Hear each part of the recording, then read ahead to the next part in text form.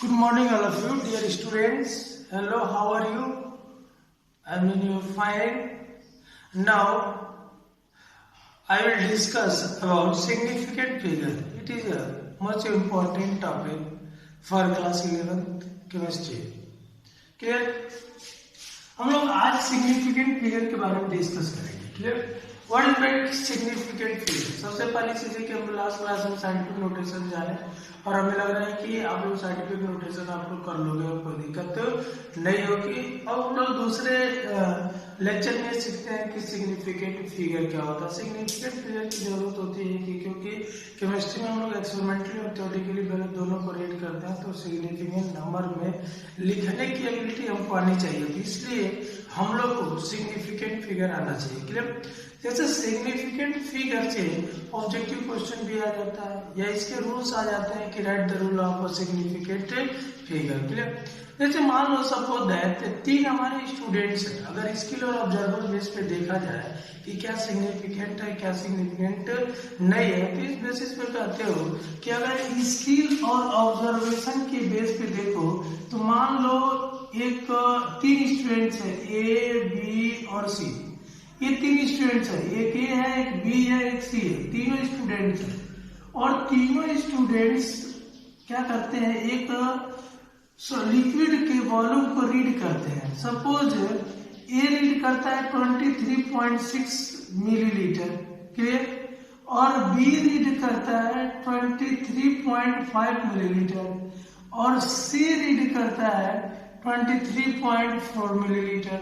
अब यहाँ पे स्किल और ऑब्जर्वेशन के बेस पे हम लोग कहते हैं कि B is a correct, B is a correct, but A and C are सब एरर. बट देखो B करेक्ट है, बट यहाँ पे लिख सकते हो but A and C in some error. इस मेजरमेंट में क्या है, कुछ एरर है. क्या है? कुछ एरर. देखो यहां से एक चीज क्लियर समझ रहे हो कि ये जो वैल्यू है सब में कॉमन है. ये वैल्यू सब में कॉमन है मींस ये वैल्यू सबने क्या किया है, साइंटिफिक रीड किया है. क्लियर? बट ये जो वैल्यू है कि इसका 6.5 और इसका 0.4 है. क्लियर? तो सिग्निफिकेंट ये हमारा नियरेस्ट है, इसलिए इसको हम लोग टेक किए है. क्लियर? इसको रीड करना हमारा, तो इसको हम लोग ज्यादा एक्यूरेट माने हैं. क्लियर? दूसरी चीज है कि इस वैल्यू को हम लोग क्या कहते हैं, सर्टेन कहते हैं. क्या कहते हैं? सर्टेन. और इस वैल्यू को क्या कहते हैं, अनसर्टेन. अनसर्टेन का मतलब कि ये वैल्यू एक तरह से इमेजिन है, इमेजिन कर रहे हो, लेकिन ये वैल्यू सर्टेन है कि 23 है. क्लियर? तो ये हमारा जो 5 है ये अनसर्टेन होने के बावजूद भी इन दोनों के रिस्पेक्ट में सर्टेन के नियरेस्ट है. इसलिए आप कहते हो कि हमारा क्या होगा, B is correct reading on the basis of skill and observation. Clear?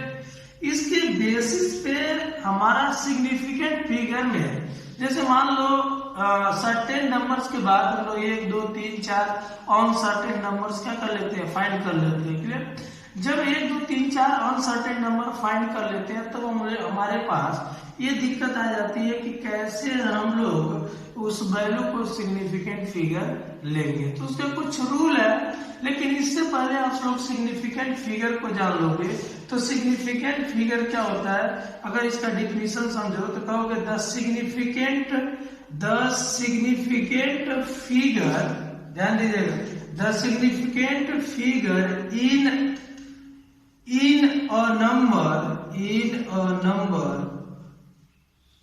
a number are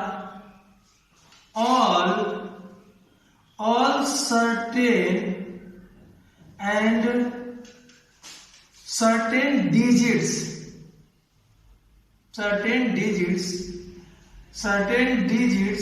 plus one uncertain digits. Clear हो गया होगा?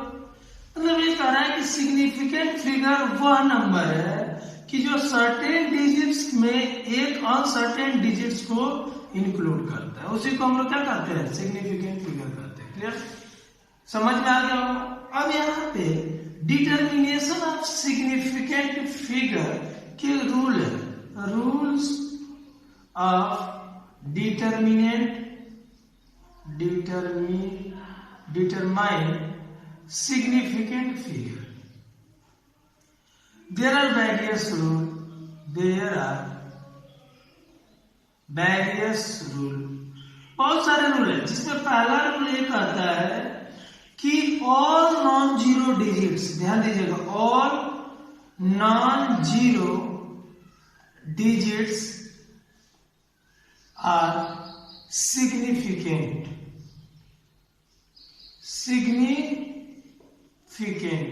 मतलब जितने भी नॉन जीरो डिजिट्स हैं वो सारे, जैसे मान लो 3.24, क्लियर। तो अगर मान लो ये डिजिट्स हो गया एग्जांपल बेस पे, और ये हमारा सिग्निफिकेंट फिगर हो गया, तो कितने नॉन जीरो, 1 2 3, तो यहाँ सिग्निफिकेंट फिगर कितना हो जाएगा, 3 हो जाएगा। मान लो ऐसे लिख दिया 3.124, तो यहाँ पे सिग्निफिकेंट 1 2 3 4, जितने नॉन जीरो डिजिट्स होंगे सारे क्या होंगे, सिग्निफिकेंट होंगे। दूसरा पॉइंट कर रहा है कि all zero presenting two non-zero digits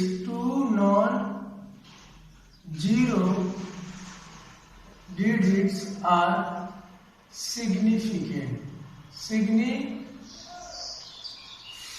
कह रहा है कि ऑल जीरो, जो 2 नॉन जीरो डिजिट्स के बीच में प्रेजेंस है वो जीरो सिग्निफिकेंट होगा। जैसे मान लो मैंने लिख दिया डिजिट्स एग्जांपल, और यहाँ पे लिख दिया significant figure.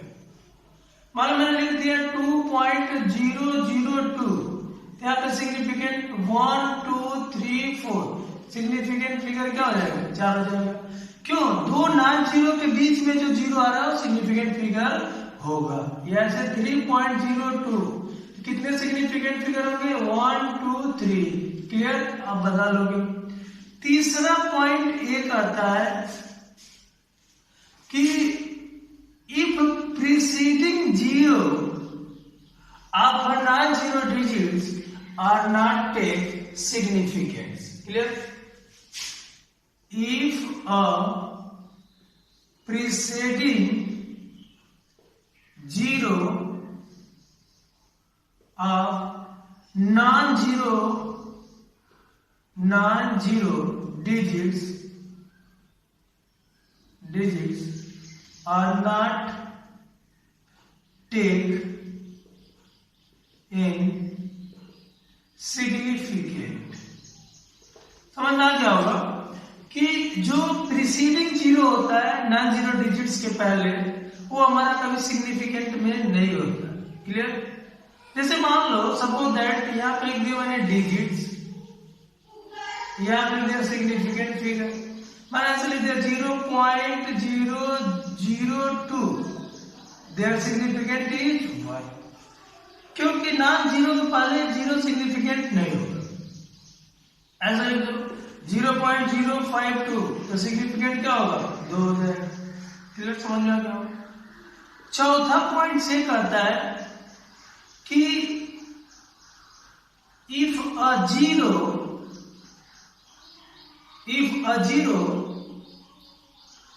After non zero digits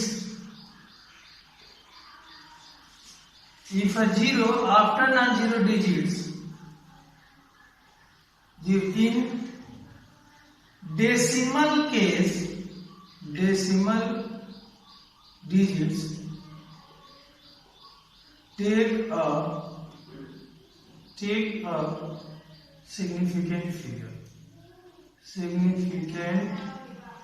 figure, जैसे देख लो 0.20 एग्जाम्पल, क्या ये जीरो सिग्निफिकेंट होगा, बट ये जीरो सिग्निफिकेंट नहीं होगा, तो सिग्निफिकेंट कितना होगा, 2 हो जाएगा। ऐसे 0.3000 आ जाएगा, यहाँ पे कितना होगा, 4 हो जाएगा। मीन्स नॉन जीरो के बाद का जो जीरो होगा वो सिग्निफिकेंट होगा जब डेसिमल डिजिट्स होगा, तो जब डेसिमल डिजिट होगा तो। बट अगर हमारा डेसिमल डिजिट ना हो और उस केसेज में सिग्निफिकेंट आपको पूछ दिया जाए, समझ में आ रही बात ना? क्लियर? जैसे मान लो 5वें पॉइंट में कह दिया जाए कि if a zero right after non-zero digits but not decimal, then significant figure is may be, for example 100, 1, 2, 3 so on. Means कहने का कि अगर डेसिमल में ना हो उसके बाद अगर जीरो आ रहा है तो हमारा सिग्निफिकेंट में भी 1 भी हो सकता है, 2 भी हो सकता है और 3 भी हो सकता है। क्लियर? समझ में आ गया होगा? क्लियर? 6 एक आता है इन केस ऑफ एक्सपोनेंशियल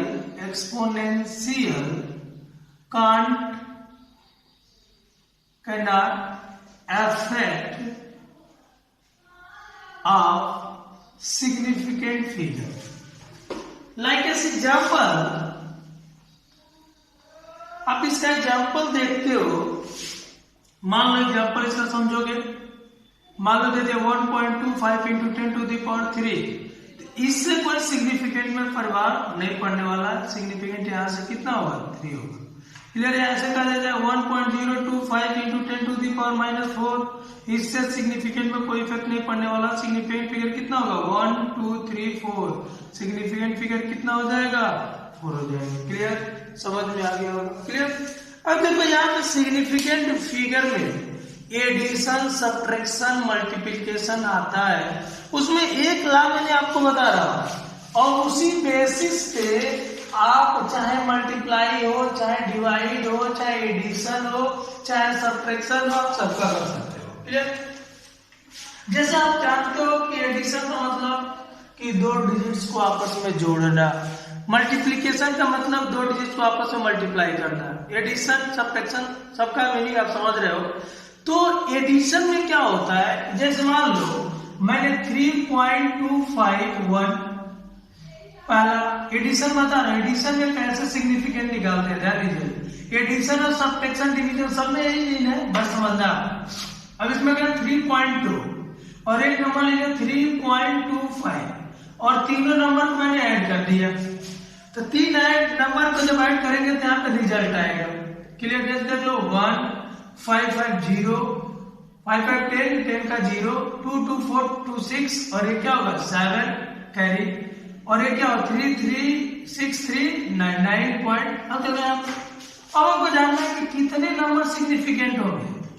तो एडिशन सिग्निफिकेंट ला हमको ये बताता है कि जिस नंबर में जितना कम सिग्निफिकेंट होगा उसके रिजल्ट का वही सिग्निफिकेंट होगा। जैसे यहाँ पे सिग्निफिकेंट देखो 4 है, यहाँ पे सिग्निफिकेंट फिगर 2 है और यहाँ पे सिग्निफिकेंट फिगर 3 है, तो जो रिजल्ट आएगा सबसे लिस्ट सिग्निफिकेंट किसका है? 3.2 का।